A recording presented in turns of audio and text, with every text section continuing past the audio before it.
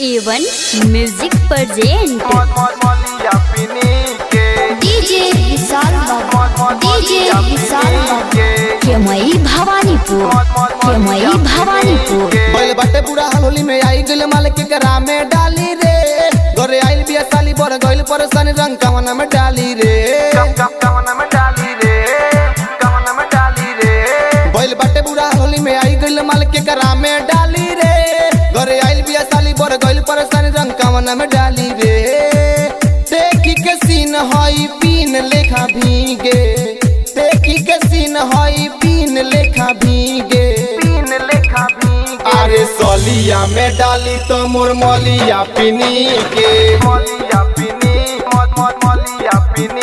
अरे सोलिया में डाली तो मोर मलिया पिनी के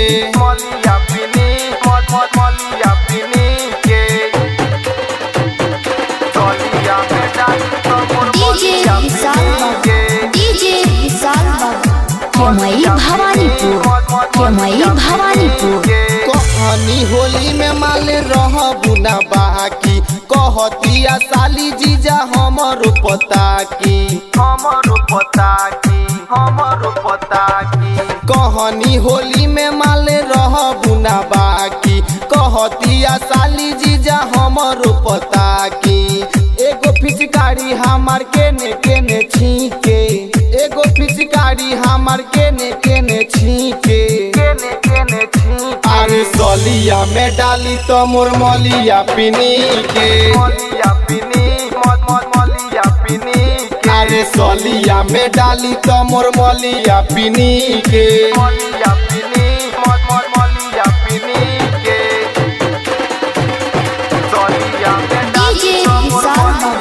डीजे विशाल बाबू केमई भवानीपुर